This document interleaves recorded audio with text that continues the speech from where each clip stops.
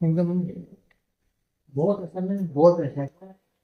Honestly बोलूंगा मैं, usually मैं 2 बार 3 बार पढ़ता हूँ, इस बार मैं more than 4 times lesson go through किया। जितना बार गो थ्रू किया ना, आंख में आंसू आ गया।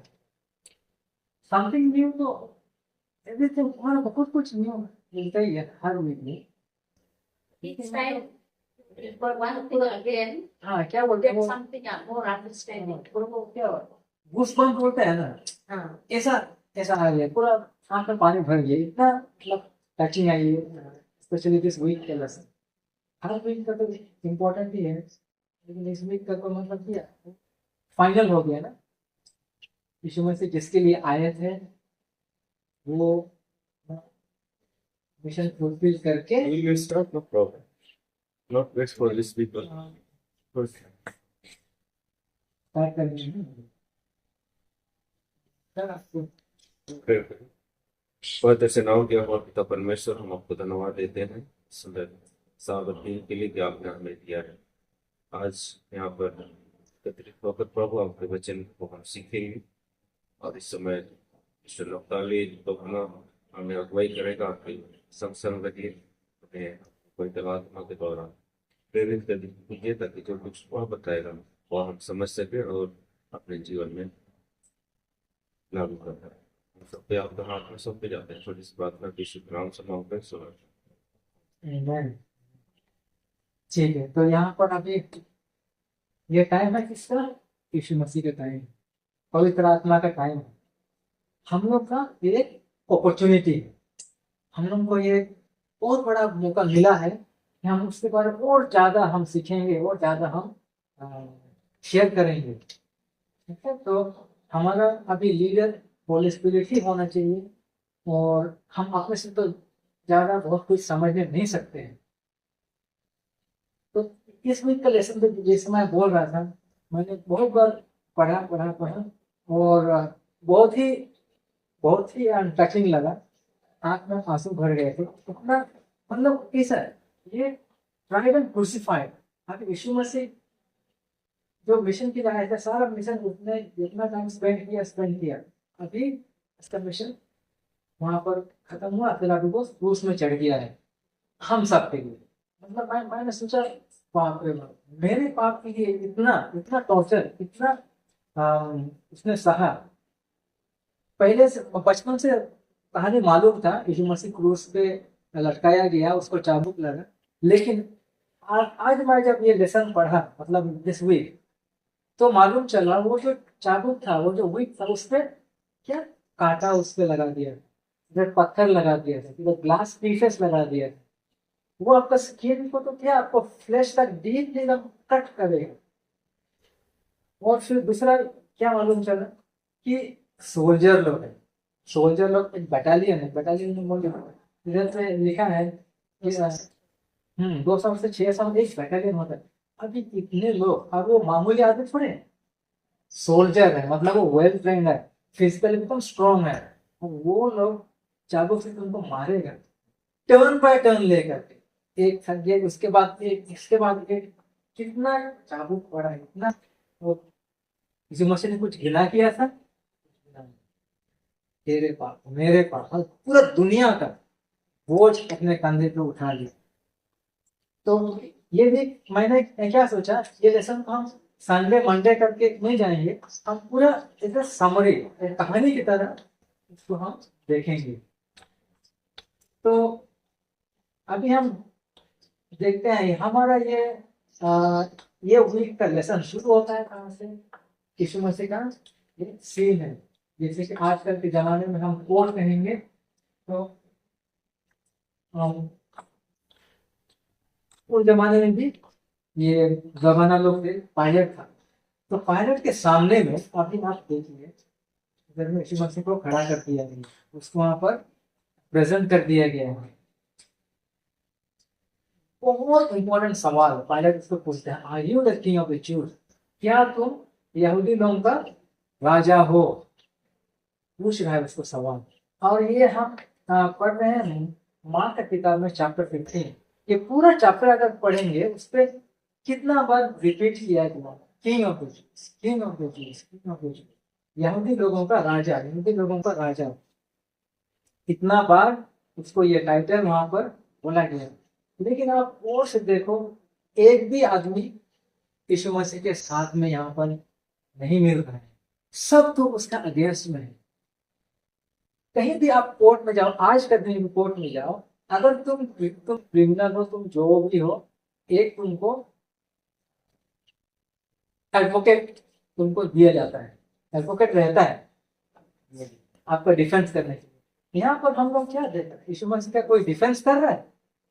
कोई भी नहीं कर रहा है यीशु मसीह का डिफेंस। यीशु मसीह ने कुछ गलती किया है? कुछ गलती नहीं। यहाँ पर यीशु मसीह को सवाल पूछा जा रहा है, are you the king of the Jews? वो अपना डिग्निटी मेंटेन करता है, वो तो सही में किंग ऑफ द ज्यूज है। लेकिन यहाँ पर एक आयरनी कहते हैं, आयरनी का मतलब है आप बोल रहे हो एक चीज, लेकिन आपका दिमाग में, आपके दिल में कुछ और है, उसको ऑपोजिट है, मोस्ट प्रॉब्लम ऑपोजिट है। आप एक मतलब उसको आप बड़ा नाम से पुकार रहे हो, लेकिन आप उसको छोटे दिखाना, प्रूव करना चाहते हो। ये वो हमारे लिए आयरनी। तो पायलट उसको यहाँ पर पूछ रहा है, are you the king of the Jews? तो यीशु मसीह उसको क्या जवाब देता है? इट इज एज यू से, आप तुम जैसे बोल रहे हो। तो यीशु मसीह हम देखेंगे तो वो उसका सवाल का जवाब यस नो में नहीं देता है।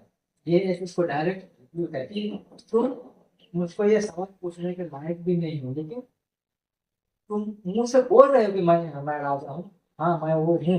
ये उसका जवाब है, लेकिन उसको स्ट्रेट फॉरवर्ड आंसर वो ऐसा यस नो में नहीं मिल पाए। और हम यहाँ पर एक चीज हम बहुत इंपॉर्टेंट लेसन सीखते हैं पायलट का, ये सवाल पूछने से। तो सवाल तो पूछ रहे हैं, और पायलट यहाँ पर एक्चुअली में यीशु मसीह को रिलीज करने का उसका एक मोटिव यहाँ पर दिखाना है। अब आप पायलट को देखिए, पायलट एक हीदन है। दूसरे तरफ में आप देखिए जूइश लीडर लोग, वो लोग तो रिलीजियस लीडर लोग हैं।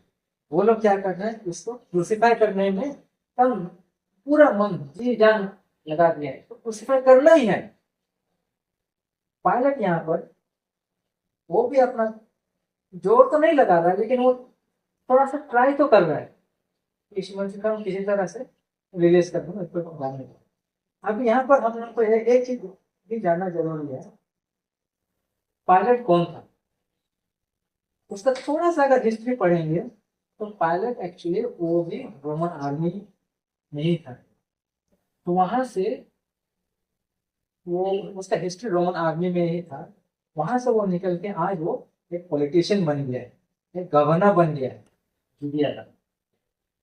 और ये अभी करप्ट हो गया है, जैसे कि हम दुनिया में भी देखते हैं बहुत पॉलिटिशियन, कभी कभी वो लोग बहुत लोग अच्छा काम करते हैं, कोई कोई गलत रास्ते से वो लोग अपना पोजीशन को मेंटेन करते रहे। तो पायलट को वैसा था, वो किसी भी हाल में अपना पोजीशन को वो होना नहीं चाहता। और ये जो जिस लोगों का पैसा उनके पास तो था, किंतु वो पॉलिटिकल लीडर में है, बड़ा पोजीशन में, उसको पैसा को उन्होंने गलत तरीके से इस्तेमाल करता था। और बिकॉज यहाँ पर कहता है कि वो उसका हिस्ट्री कहाँ से है, वो रोमन आर्मी से है, रोमन सोल्जर से।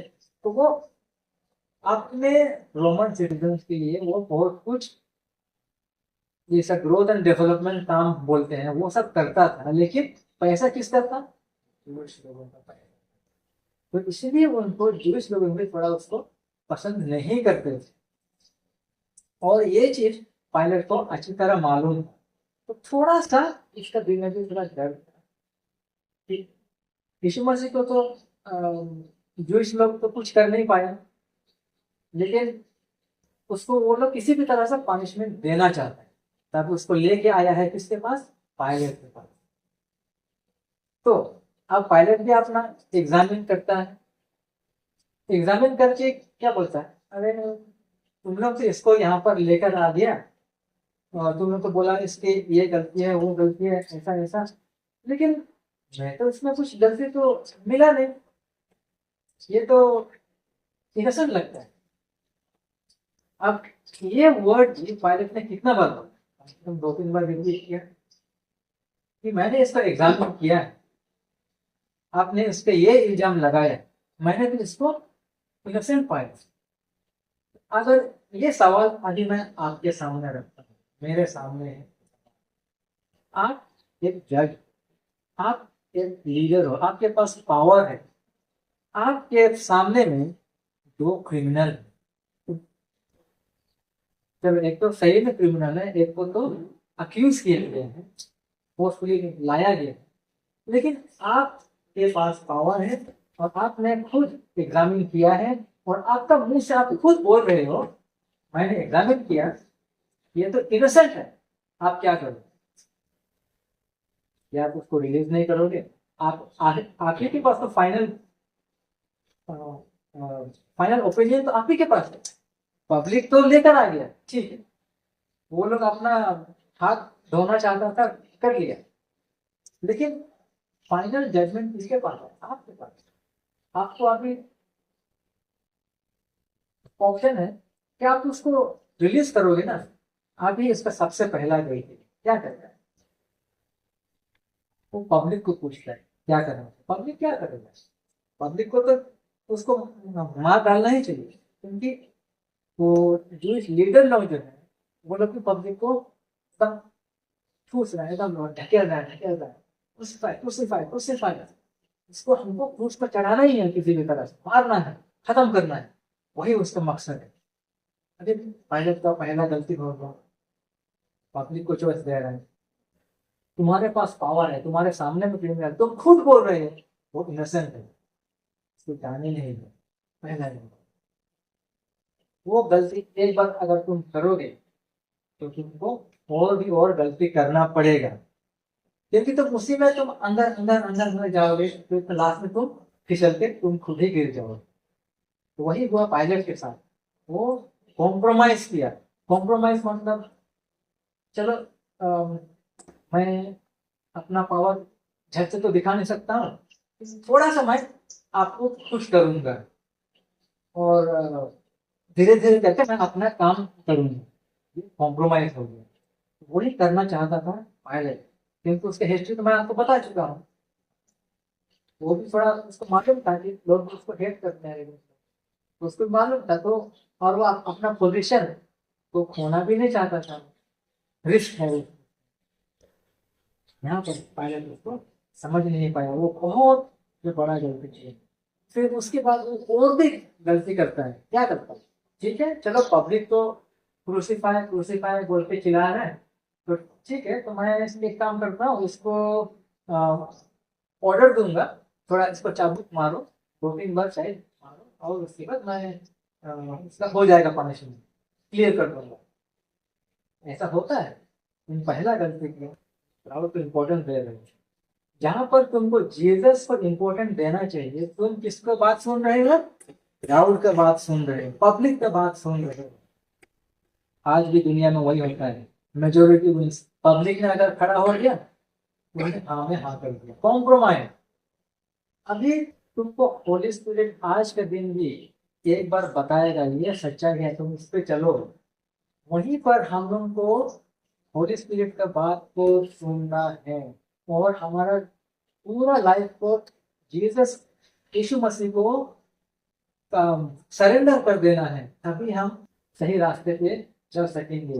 यहाँ पर पायलट ने होली स्पिरिट को बात को उसने इग्नोर कर दिया, जाने दो थोड़ा सा मैं पब्लिक को खुश करता हूँ, अच्छा जाने दो थोड़ा मैं पब्लिक को खुश करता हूँ, यही है सब गलती गलती करके स्टेप 1 स्टेप 2 स्टेप 3 करके वो गया गया गया गया दूर चला गया, फिसल गया वो।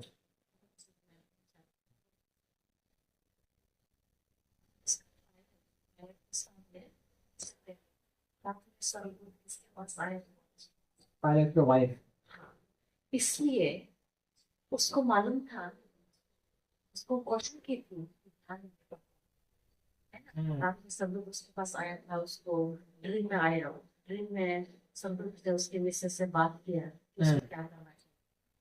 लेकिन पहले इस बात को जानता था, और इसलिए वो थोड़ा, उसको ये मालूम था कि वो गलत कर रहा है, दिस वाज इमोशन। ये एक पॉइंट है। और दूसरा ये है कि जब पायलट को खुद डिसीजन लेना था, लेकिन उसने पब्लिक पर छोड़ दिया। और जब क्राउड तो बाहर था ना, और जीसस जो ट्रायल रूम पायलट, पायलट जो वहां पर एक जगह, तो उस टाइम उसको आवाज नहीं आ रहा था ज्यादा क्राउड का। when he was close to Jesus he had less chance of falling into sin, but जब वो बाहर गया तो क्राउड का जो आवाज था इतना ज्यादा था कि वो was not able to see the right thing, and finally उसने वो जो डिसीजन लिया वो गलत लिया। तो यहाँ से हम एक ये सीखते हैं कि when we are close to Jesus, when we are closer to Jesus, हम जो है प्रभु यीशु मसीह की आवाज हम सुनते हैं। लेकिन जब हम यीशु से दूर जाते हैं दुनियादारी में, बाकी चीजों में, तो जो आवाज जो अंदर से आती है उसको हम नहीं सुनते हैं, क्योंकि वो दुनियादारी की जो चीजें जो है बात से हमें दबा देती है। बिल्कुल बिल्कुल सही पॉइंट है। तो होली स्पिरिट उसको सॉफ्टली केवल नहीं, उसको इंसान के आवाज से भी उसको बोल चुका था, उसके उसके वाइफ से उसका मैसेज बहुत पूरा क्लियर कट, 100% क्लियर कट। कोई चांस ही नहीं था कि उसको हम बोल सकें कि चलो वो समझ नहीं सका, ऐसा कुछ नहीं। उसको होली स्पिरिट बोल चुका, उसको फिजिकली रूप में उसको वाइफ से भी मैसेज मिल गया है, तुम जानते हो तुमको क्या करना है। लेकिन हम देखते हैं कहानी में वो क्या करता है, फिर सोचता है कि चलो थोड़ा उसको पनिशमेंट दे देते हैं, चाबुक मिलता है। यीशु मसीह को जब चाबुक पड़ता है, थोड़ा तो खून आएगा। जब थोड़ा खून आता है पब्लिक को, तो बेचारे उसको तो और भी कहेंगे, और भी खून कर, और भी मारो, और भी मारो, कितना कितना ऐसा वो होता गया। फिर बाद में लास्ट में और एक गलती, अभी ये तो फेस्टिवल का टाइम था, तो उस समय में उनका वो रिचुअल था, हर साल फेस्टिवल के टाइम में कोई ना कोई क्रिमिनल को वो लोग रिलीज करेंगे। अब ये उसका आखिरी गलती, उसके पास 2 क्रिमिनल हैं। चलो वो क्या सोच रहे हैं कि शायद मैंने तो बोल चुका हूँ जीसस इनोसेंट है, तो शायद पब्लिक इसको रिलीज करो बोलेगा। बोलता है, किसको रिलीज कर, तुम कौन चाहिए, बराबस चाहिए या जीसस क्राइस्ट चाहिए, किंग ऑफ द जूस चाहिए। पब्लिक को बराबस चाहिए। बराबस कौन था? बराबस कभी आप देखते हैं वो एक क्रिमिनल था, वो मर्डरर था, वो एक डाकू था। बाइबल में उसके बारे में लिखा है वो एक डाकू था, उसने मर्डर कर चुका था, वो भी एक नहीं। यहाँ पर तो लेसन में एक मर्डर के बारे में लिखा गया है, क्योंकि पायलट का रूल में पब्लिक प्रोटेस्ट हो गया था, उस समय उसने मर्डर किया था। उससे पहले भी उसने बहुत कुछ कर चुका था, और पब्लिक को मालूम है, लीडर को भी ये मालूम है, फिर भी वो लोग ने उनको बराबस ही चाहिए, क्योंकि वो लोग को किसी भी हाल पे यीशु मसीह का क्रूस पे चढ़ाना है। तो यहाँ पर हम देखते हैं कि जैसा कि पायलट ने अपने आप को जीसस को सरेंडर नहीं किया, उसने होली स्पिरिट का, पवित्र आत्मा का बात को उन्होंने इग्नोर कर दिया। आज हमके लिए बहुत बड़ा लेसन है। आज हमारे जिंदगी में कितना ऐसा ऐसा सिचुएशन आएंगे, हमको होली स्पिरिट का बात को ध्यान से सुनना है, और हम अपना जिंदगी को यीशु मसीह को कंप्लीटली 100% सरेंडर कर देना है। हमको यहाँ पर पब्लिक के साथ खेलना नहीं है। यहाँ पर हम देखते हैं पायलट में पब्लिक के साथ खेल खेल गया, सही अपॉर्चुनिटी को लूज करके। अभी हम ये भी देखते हैं, अभी हम यीशु मसीह का हालत यहाँ पर हम देखते हैं। वो लोग पायलट जब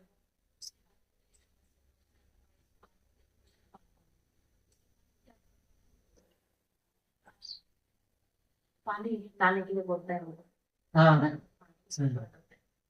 वो मतलब जब वो ऐसा करता है तो क्या उसका पाप क्षमा होता है? या फिर उनके जो लोग थे उसने वो कहता है कि मैं इस व्यक्ति को इनोसेंट मानता हूँ, इसमें को उनको दोषी नहीं मानता हूँ, इसलिए इसका पाप मुझ पर ना लगे लेकिन तुम और तुम्हारे बच्चों पर लगे, ऐसा बोला ना उसने। वो तो किसी तरह से मतलब वो अपने आप को दोषी करने नहीं चाहता हाँ था, लेकिन वो सिर्फ मन में सोच रहा था कि मैं दोष नहीं दूंगा अगर मैं हाथ धो लूंगा, लेकिन ऐसा कुछ होने वाला नहीं। वो तो एक बस एक रिचुअल हो गई, रिचुअल दिखाने उनका चाहता जो प्रैक्टिस था वो हो गया। लेकिन तुम्हारे पास इतना बड़ा मौका था और तुम जानते भी हो, तुम ये नहीं कि तुम मतलब अनजान हो, तुमको तुमको होली स्पिरिट बात कर चुके हैं, तुमको तुम्हारा वाइफ के थ्रू से फिजिकली तुमको आवाज मिल गया है, फिर भी तुमने इतना बड़ा मौका को खो दिया।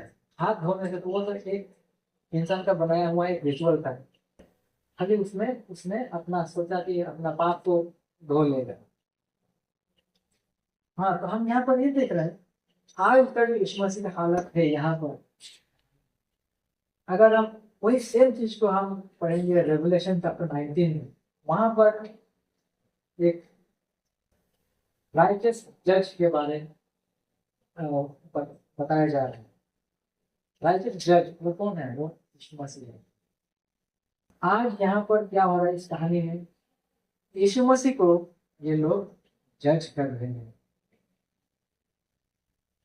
लेकिन समय आएगा बहुत जल्द जो रेवलेशन चैप्टर 19 में दिखाया गया है, white horse who will judge in righteousness, वो है। और जब ये लोग यीशु मसीह को मान रहे थे, उसको थूक रहे थे स्टेज पे, उनका तो जजमेंट वहीं पर वही टाइम में हो रहा है।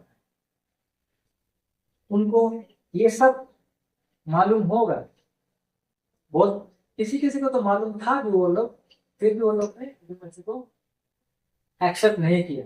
और जो लोग भी थे उनको एक दिन जो यीशु मसीह है, जो राजाओं का राजा है, उनको एक बार और उनको मालूम हो, तब रेवलेशन की किताब में कहता है एवरी नी शैल बाउ, हर लोग घुटना टेकेंगे। यहाँ पर लेसन में तो वो लोग यीशु मसीह का मजाक बनाया था, उसको क्या किया था, उसका कपड़े सब सब फाड़ के फेंक दिया एक साइड में, और उसको वो पर्पल पर्पल रोब लगा दिया। वो जैसा कि रॉयल जो राजा लोग थे उनका उनका गाउन होता है, कपड़ा होता है, वो डाल दिया। क्यों? सही में राजा बोलने के लिए नहीं, उसके मजाक उड़ाने के लिए। चलो तुम तो यहूदियों को राजा बोलते हो, ये राजा वो कपड़ा चलो डाल दो, और उसके सामने वो लोग ने राजा राजा राजा बोल करके उसको वो क्या बोलेंगे, करके उसका हाँ बेइज्जत किया। हाँ, वो लोग यहाँ पर कहता है उसको घुटना टेक लिया, और हाँ उसको राजा ऐसे बोल रहा है। मतलब आइरनी कहते हैं ना, जैसे कि तुम कर रहे हो लेकिन तुम्हारा मन में कुछ अलग है, तुम्हारा दिल में उसका ऑपोजिट है, ऐसे। तो यही चीज रेवलेशन की किताब में चैप्टर 19 में ये उल्टा होने वाला है। यहाँ पर उसको सब लोग मजाक उड़ा रहे हैं, लेकिन वहां पर जब सही में वो राइटियसनेस में जज करने के लिए आएगा, तब सब कुछ अलग होगा। अभी यहाँ पर उसको काटा था या मुकुट डाल दिया सिर में, लेकिन उस समय उसके सही में एक राजाओं का मुकुट होगा। और अभी हम यहाँ से आगे बढ़ेंगे। अभी यीशु मसीह को क्रूस में वो जो लकड़ी का क्रूस था उसको उसको कैरी करके उसको जाना था किधर में, जहाँ पर क्रूस में उसको चढ़ाया जाता है, उसको बिल्कुल होने का। अभी आप लोग सोच लो, वेडनेसडे को मतलब बुधवार को शाम हो गया और सूरज डूबने के बाद थर्सडे हो गया है ना, वो लोग ने अपना लास्ट सफर खाया। उसके बाद से यीशु मसीह जाता है गार्डन ऑफ गेथसेमनी में, ना खाना ना पीना। सवेरे सवेरे सवेरे करीब सूरज निकलने से पहले वो अभी उसको अरेस्ट कर लिया गया है। वो अभी फ्राइडे हो चुका है, उसको टॉर्चर हो रहा है, उसको मार रहा है, उसको पीट रहा है, धकेल रहा है, घसीट रहा है, और अभी उसको घूस ढो करके चलने का है। क्या उसके पास ताकत होगा? वो इंसान का है। वो कंप्लीटली अपना सब कुछ छोड़ के दुनिया में आया, इंसान बन गई, आप और मेरे जैसे। और अभी बिना खाना पीना, इतना चाबुक मार पीट थूकना सब कुछ करके अभी उसको उसको ढोने का है, उसको ढो करके चलना। और सब लोग चिढ़ा रहे हैं ना, उसका उसका निंदा कर रहे हैं, इतना सब कुछ बोल। अभी अगर हम फ्राइडे का लेसन में देखेंगे, वहाँ पर एलन जी वाइट का एक कोट है। एलन जी वाइट वहाँ पर लिखा है कि वहाँ पर कहता है कि यीशु मसीह का जो दर्द था वो चाबुक वाला दर्द नहीं, वो तो उसके लिए उसके सामने कुछ भी नहीं था, क्योंकि उसके सामने उससे भी बड़ा बोझ था, पूरा दुनिया का पाप, पूरा हमारा तेरा मेरा पाप, सबका बोझ उसके कंधे पे था। वो उसके लिए सबसे ज्यादा बड़ा बोझ था, वो चाबुक वाला से भी ज्यादा। इतना बड़ा बोझ वो क्रूस उठाते चलने लगा। अभी हमको और आपको मालूम है कि यीशु मसीह हमारा दुनिया का क्रिएटर है, हमको स्वर्ग और जमीन को उसी ने बनाया है। लेकिन आज हम देखते हैं कि कहानी में वो इस दुनिया को बनाने वाला क्रूस के नीचे गिर गया है। क्यों? इतना दर्द, इतना बोझ सहने नहीं सका, खून खून में वो क्रूस के नीचे गिर गया है। वहां पर हम देखते हैं एक बहुत अच्छी सा कहानी है। एक आदमी आता है वहां पर, एक ऑलमोस्ट एक स्ट्रेंजर है, मतलब जिसे कोई पहचानता नहीं था ना। साइमन उसका नाम है, साइमन ऑफ सिरियन। सिरियन ये सिरियन कहाँ पर है? ये अफ्रीका देश में है, अफ्रीका कॉन्टिनेंट में एक छोटा सा देश है सिरियन, नॉर्दर्न अफ्रीका में। वहां से आता है ये साइमन, साइमन ऑफ सिरियन। वो देखता है यीशु मसीह को, और उसको एक दया जैसा आता है। साइमन कभी यीशु मसीह के बारे सुना नहीं था, उसको मालूम नहीं था, लेकिन आज यहाँ पर पब्लिक में से निकल के आता है साइमन सिरियन से, उसको देखता है यीशु मसीह को दया आता है। तो ये सोल्जर लोग उसको कहते हैं, तुम इधर आओ, तुम इसके ऊपर तुम दया दिखाना चाहते हो, चलो इसका ये अभी गिर गया है, पूछने के लायक नहीं है, इसका क्रूस को तुम धो के चलो। साइमन ने यीशु मसीह का क्रूस को धो करके चलने लगा। अभी आपको क्या लगता है, यीशु मसीह साइमन को वहां पर थैंक यू बोलना चाहिए कि उसने यीशु मसीह को हेल्प किया क्रूस उठाने के लिए, या साइमन यीशु मसीह को बहुत बड़ा थैंक यू होना चाहिए क्योंकि ये वो इसलिए एक मौका मिला क्रूस उठाने? मुझे तो लगा अगर मुझे भी वो मौका होता यीशु मसीह का क्रूस उठाने का, वो बहुत बड़ा मौका होता है, वो एक अपॉर्चुनिटी है। लेकिन आज भी हम अलग अलग तरीके से यीशु मसीह का क्रूस को हम आज भी हम ले सकते हैं, दिखा सकते हैं। और साइमन यहाँ पर कौन था? अगर आप थोड़ा सा पढ़ेंगे वो रोमन के किताब में चैप्टर 16 वर्स 13 में वहां पर लिखा है, अलेक्जेंडर और रूफस, ये दो नाम है, ये दोनों का पिता था साइमन। तो क्या हो गया था, अलेक्जेंडर और रूफस हमेशा घर से बाहर रहते थे, क्या कर रहे हैं, कहाँ जा रहे हैं, उसके पिताजी को बहुत चिंता था। ये लोग यीशु मसीह को पाया और यीशु मसीह को बहुत अच्छा से दिल से फॉलो करते थे। डिसाइपलों में से उनका नाम नहीं है, लेकिन वो लोग भी यीशु मसीह का डिसाइपल होना चाहते थे। उनके वो लोग यीशु मसीह को समझ गए थे अच्छी तरह से, तो वो लोग हमेशा घर से बाहर रहते थे, यीशु मसीह का पीछा करते थे। और उसके पिताजी इनको डांटता था, कहाँ तुम क्या कर रहे हो, किसको क्या गलत गलत बातों में जा रहे हो, कहाँ कहाँ जा रहे हो। उनका पिता उनके लड़कों लोग को ढूंढने के लिए निकल गया था घर से। तो ढूंढते ढूंढते यहाँ पर पहुंच गया, यहाँ पर क्राउड था, वो देखता है, तब तक वो देखता है यीशु मसीह, अच्छा ये है यीशु मसीह। तो उसको एक उसका थोड़ा सा मन बदल जाता है, उसको दया आता है। इसलिए वो सब लोग तो उसको एकदम मतलब यीशु मसीह को मारने के लिए वो लोग देख रहे थे, गुस्सा हो गए थे, लेकिन इसका चेहरा कुछ अलग था, वो दया से देखता है। इसीलिए उसको सोल्जर लोग बोलता है कि तुम इसको दया आ रहा है, चलो तुम कुछ उठाओ और जाओ। वहां पर उसको एक बहुत बड़ा जिंदगी में अपॉर्चुनिटी मिलता है, वो उसका यीशु मसीह का क्रूस को उठाने के लिए। अभी यीशु मसीह को साइमन को यीशु मसीह जिंदगी में कभी मिला नहीं था, कभी मालूम नहीं था, लेकिन आज यीशु मसीह का क्रूस को ढोया और उसे अपने जिंदगी में यीशु मसीह मिल गए। ऐसा ही हर किसी का हर इंसान का जिंदगी में अलग अलग तरीका से अलग अलग समय पे यीशु मसीह मिलता है, अलग अलग जगह पे। हमको यीशु मसीह को अपनाना चाहिए। पायलट को यीशु मसीह मिला था, तो होली स्पिरिट मिला था, लेकिन उसने इग्नोर कर दिया। उसको किसका बात सुनने का था? उसको पब्लिक बात सुनने का था, यीशु मसीह का बात सुनने का नहीं था उसको। लेकिन यहाँ पर साइमन जो पहले से यीशु मसीह को कुछ मानता नहीं था, आज वो देख करके यीशु मसीह का खुद उठाया, उसको अपने एक्सेप्ट कर लिया।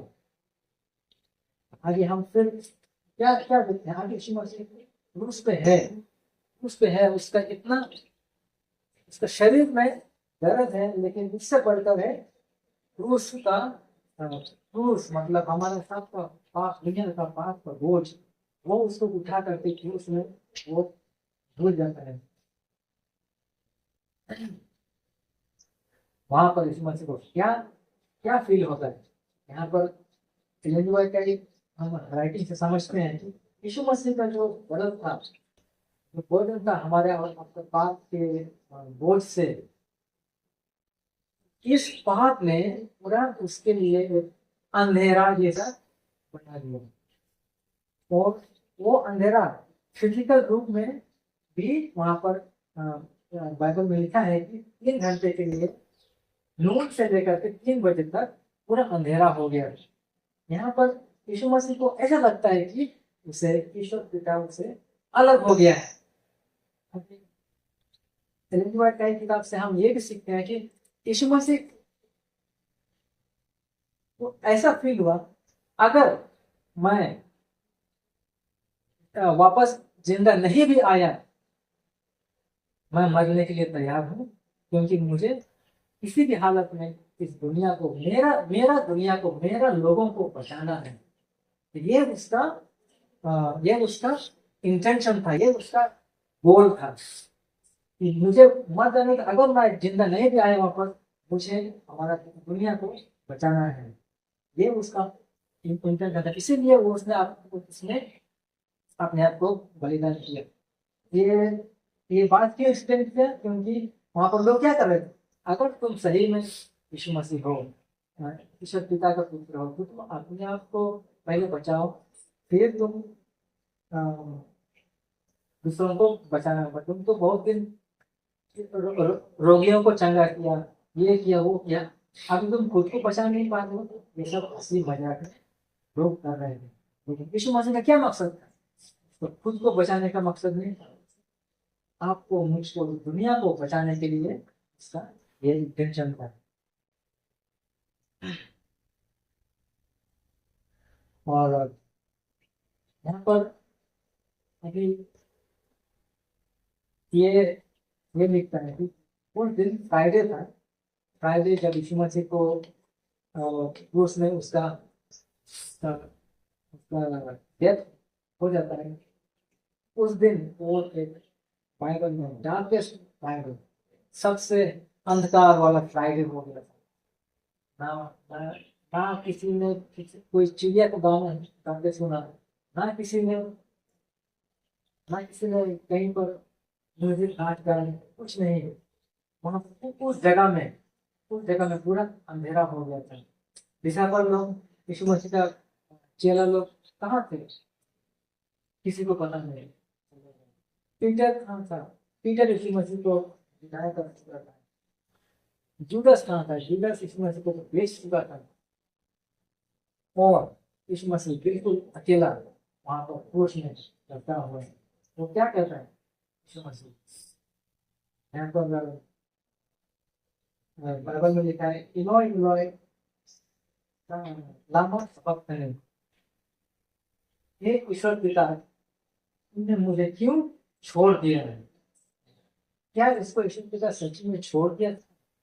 हमेशा से एक है, ईश्वर पिता यीशु मसीह हमेशा से एक है, लेकिन ये पाप और ये बोझ इतना अंधेरा कर दिया कि यीशु मसीह को ईश्वर का चेहरा, ईश्वर पिता के आंख में जो आंसू थे के लिए वो यीशु मसीह को दिखाई नहीं दिया। इतना अंधेरा हो गया था। इसीलिए यीशु मसीह का ये आवाज सुनने को मिलता है, Why have you forsaken me? फिर हम आगे देखते हैं कि एक बंदा आता है, जोसेफ नाम का, जोसेफ ऑफ अरिमथिया। जोसेफ आकर के पायलट्स को परमिशन लेता है कि उसको यीशु मसीह का शरीर से दे देगा तो वो अच्छा से जाकर के उसको उसका फ्यूनरल सर्विस, मतलब वहां पर बरियल के लिए जाकर के ऐसे करते हैं। और वो क्या फाइन लिनन जो लाश को हम सफेद कपड़ा से लपेट देते हैं, वो खरीद के ला करके उसको अच्छा से रिस्पेक्टफुली इसको बरियल करते हैं। वो है जोसेफ और निकोडिमस, उसको अच्छा से बरियल करते हैं, क्योंकि वो दिन फ्राइडे था तो सूरज डूबने से पहले ये सब काम खत्म करने का है। तो यहाँ पर हम लास्ट में हम ये बात सीखते हैं कि हम फ्राइडे हमारा सब जो भी काम काज है सब खत्म होना चाहिए संचित से पहले। उसी तरह यहाँ पर हम देखते हैं जोसेफ और निकोडिमस फ्राइडे सनसेट से पहले दिन में ही सब काम खत्म कर दिया, यीशु मसीह को अच्छा से अच्छा रेस्पेक्टेबल बरियल उसको दे दिए। तो इसका दूसरा मतलब ये भी है कि यीशु मसीह मरने के बाद भी साबत का पालन किया, साबत को उसने ब्रेक नहीं किया। ठीक है, तो लास्ट में ये कहना चाहूंगा सबको थैंक यू आने के लिए। जीसस हमारा राजा है, राजाओं का राजा वही है, वो आएगा बहुत जल्दी अपना असली रूप में, राजाओं का राजा के रूप में हम सबको लेने के लिए। और हम ये भी सीखते हैं, हम जितना भी मुसीबत में है, जैसे कि यीशु मसीह मुसीबत में था, यीशु मसीह मर भी चुका था लेकिन उसके लिए तो तैयार था।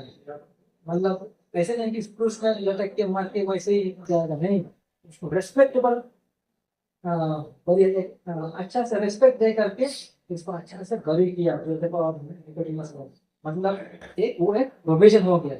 इसी तरह हम भी आज जिंदगी में कोई भी प्रॉब्लम है, डिफिकल्टी है, और हमारे लिए उपाय, सोल्यूशन सब कुछ तैयार करके, इसीलिए हमें यीशु मसीह को हमारा जिंदगी को कंप्लीटली सरेंडर करना है।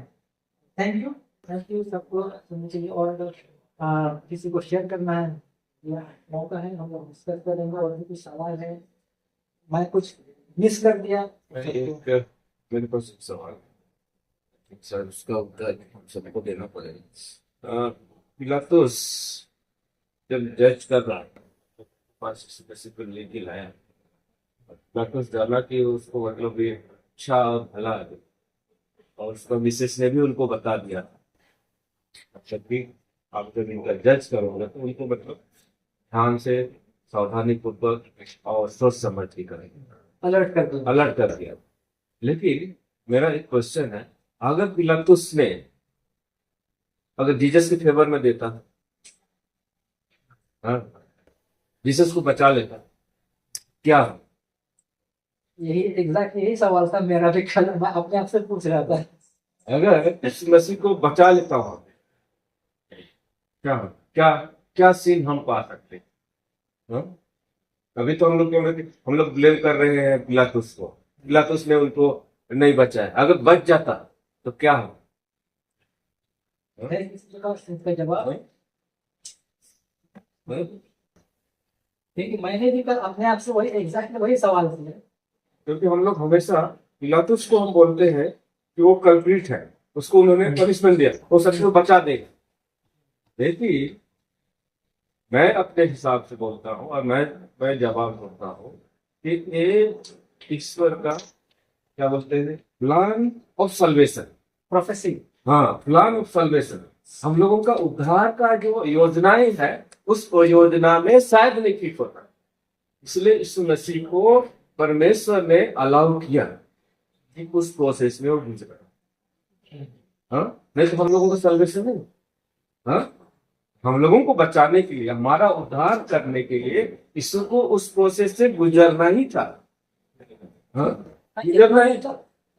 ये एग्जैक्टली वही होना चाहिए। हाँ, किसी भी एक तरह से प्रोफेसी तो फुलफिल होना ही है। तो हर प्रोसेस में उसका प्रोफेसी फुलफिल होता जा रहा था, होता जा रहा था, मरने तक प्रोफेसी फुलफिल इसीलिए होता जा हम रहा लोगों को पिलातुस के जो कार्य है उसको नहीं देखने का है, इसलिए क्या किया ईश्वर ने हमारे लिए क्या किया है उसको समझ। वहां से हमको सीखना है। हाँ, क्योंकि जैसे कि पायलट को होली स्पिरिट ने बोल चुका है, उसका वाइफ ने भी बोल चुका है, वैसे हमको आज होली स्पिरिट का आवाज आता है। कभी कभी कभी कभी हमारा टीचर लोग, सीनियर लोग, दोस्त लोग, हर वाले दोस्त लोग बोलते हैं।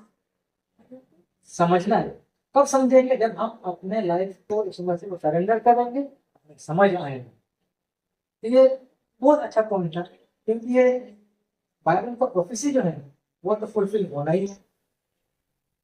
हाँ, ये नहीं कि उसको इतना चाबुक मिलना ही है, उसको सब लोग थूकना ही है, वो जरूरी नहीं है। लेकिन वो तो लोग ऐसा, लोग एक बार अलाउ करते हैं तो और भी होता जाता है, बढ़ता जाता है। तो वो हम सीख रहे हैं। Thank you. और हम लोग देखेंगे उसके जो अनुयायी लोग भी हैं, बहुत से चेले लोग हैं, उनको भी बहुत सारे तकलीफें करना पड़ा है। जो लोग सच्चाई पे रखते हैं, सच्चाई का सामना करते हैं, उनको संकट, विपत्ति, मुश्किल, कठिनाई जो भी बोलो, तकलीफ उनके जीवन में आता है। हम अगर अपने परिवार को देखेंगे, अपना व्यक्तिगत जीवन को देखेंगे, अगर आप सच्चाई और ईमानदारी के साथ आप जीवन बिता रहे हैं तो आपके साथ बहुत कम लोग रहेंगे। हाँ, बहुत कम लोग रहेंगे और कम लोग आपके दोस्त भी बनेंगे। कभी कोई भी नहीं रहे। कभी कभी कोई भी नहीं रहेगा। इसलिए हम लोगों को क्या देखना है, समझना है कि यीशु मसीह को हमेशा देखें। मैं जब मैं ऑफिस में भी रहता हूँ तो मैं बताऊंगा यीशु ने क्या गुनाह किया, कुछ गुनाह नहीं किया था। ये है तो उसको क्रूसिफाई कर दिया, हम कौन होते? हाँ, अगर हम उनको देख के अपने जीवन को अगर चला पाते हैं, चल सकते हैं, जीवन बिता सकते हैं, उससे बड़ी बात चीज नहीं है। हाँ, तो हमेशा हम लोगों को क्या करना है, यीशु को हम लोगों को केंद्र बिंदु में लाना। हमेशा अपने जीवन के हर एक पल में यीशु को अपने केंद्र बिंदु में लाना है, उसको केंद्रित करके अपने जीवन को आगे बढ़ाना है। तो हम ईश्वर के नजदीक में भी रहेंगे और उसके बातों के अनुसार भी हम चल सकेंगे और उसके जीवन, मरण, उनके पुनरुत्थान, तीनों चीजों को हम समझ पाएंगे। ये भी हम 3-4 हफ्ता पहले, अगर आपको याद होगा, यीशु मसीह जब एक किसी के घर में लोगों को चंगा कर रहा था, बहुत भीड़ भाड़ था, याद करते हैं? उसके पीछे से दरवाजे के बाहर से क्या बोलते हैं, आ जाओ तुम्हारा फैमिली वेट कर रहा है। याद करते हो? तुम्हारा फैमिली वेट कर रहा है, चलो। खाना भी नहीं खाया, पीना भी नहीं, मतलब सुबह से दोपहर तक बिजी है। इसमें से क्या बोला? जो जो मेरा पिता का इच्छा करेगा वही मेरा माँ, भाई बहन सब कुछ है, वही मेरा परिवार है। तो वही आपने सर में यहाँ पर हाईलाइट किया कि तुम्हारा कोई घर वाले भी, दोस्त भी, सब कुछ तुमको छोड़ सकते हैं अगर तुम किसी मसीह को सच्चा मन से उसके रास्ते में चलोगे। ठीक है। और एक